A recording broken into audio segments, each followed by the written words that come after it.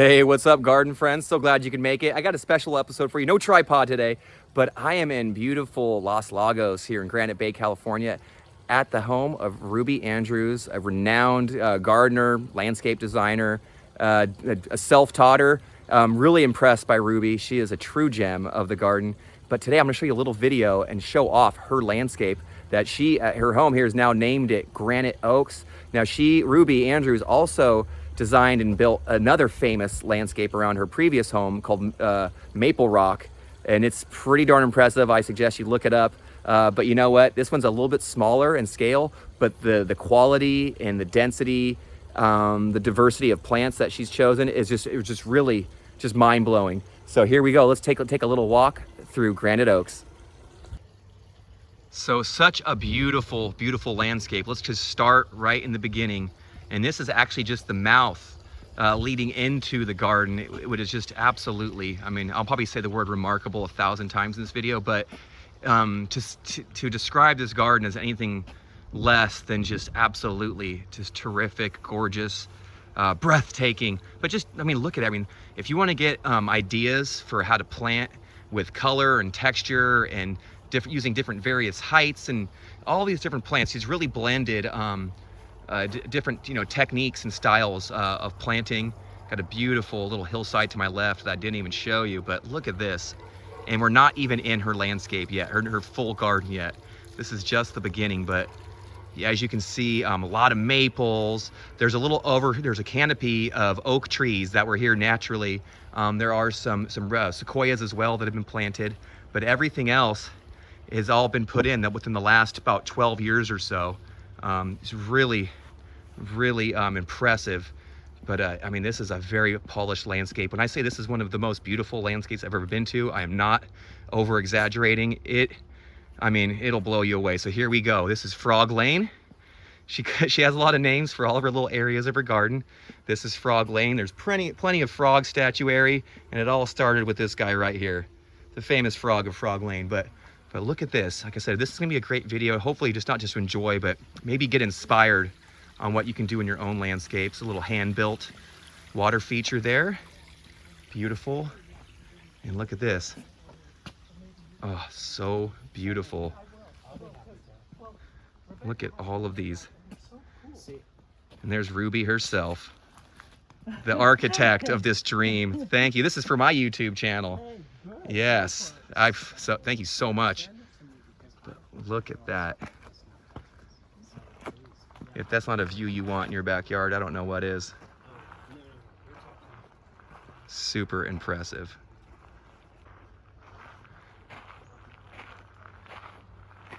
There's so much more to see. Look at this this is the heart of the garden. Soul rock, look at that. Oh, beautiful, beautiful rock. So now it's getting a little shadier.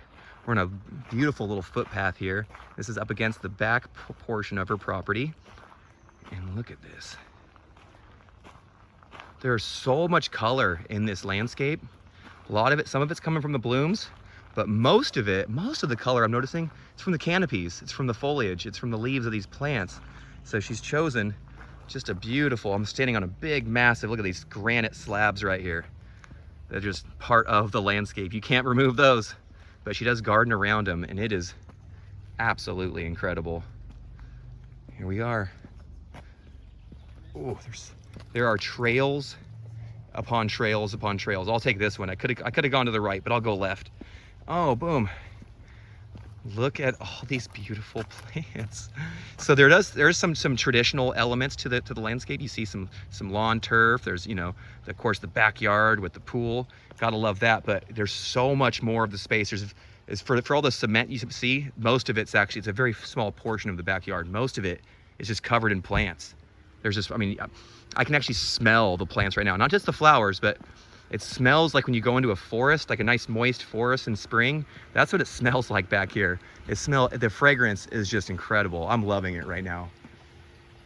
Oh, look at these steps. This would be where I'd want to hang out and just have a nice glass of iced tea or something. Look at that. And you notice everything's dappled light.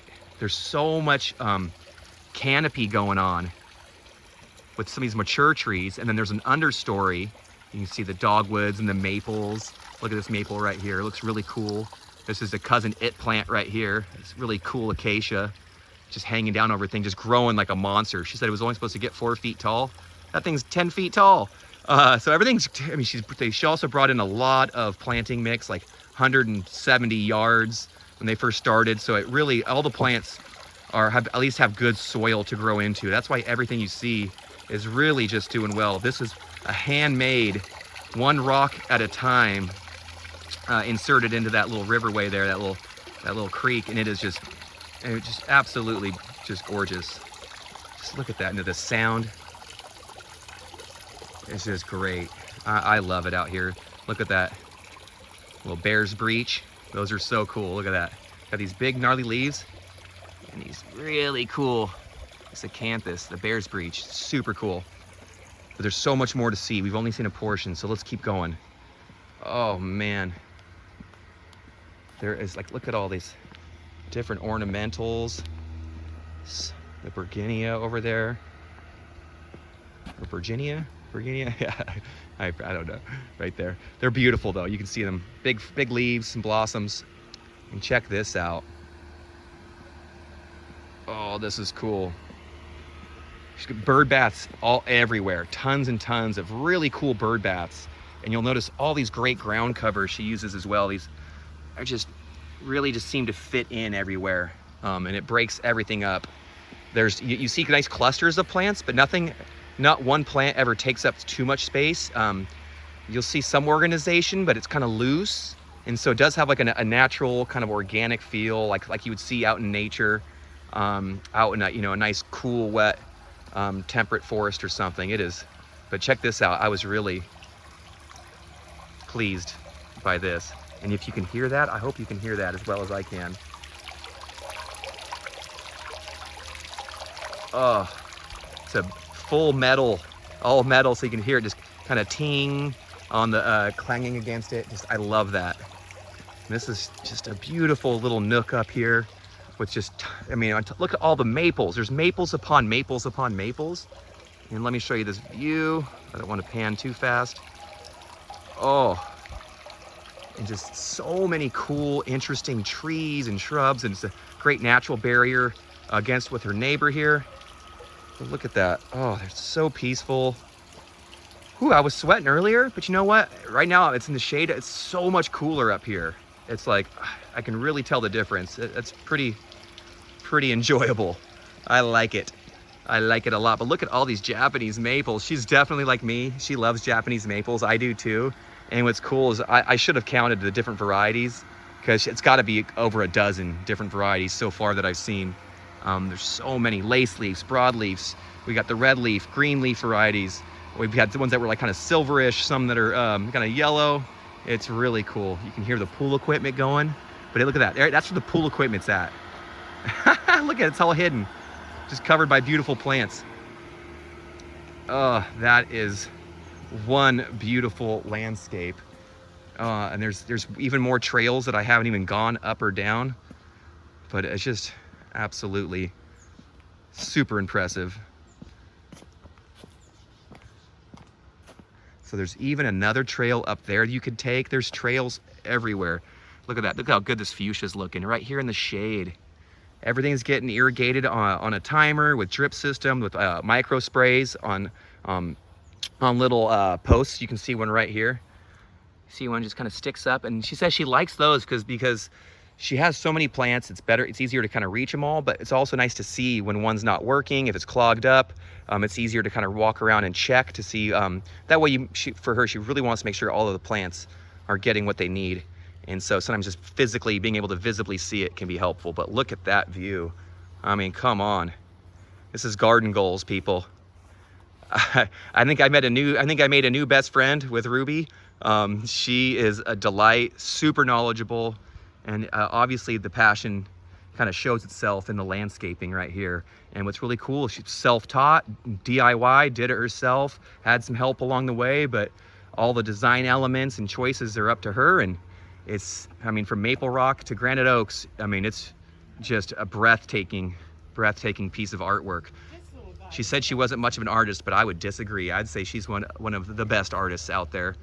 Just her art is, instead of paint or sculpting, she uses plants and other things other than plants, and which is really important part of this garden.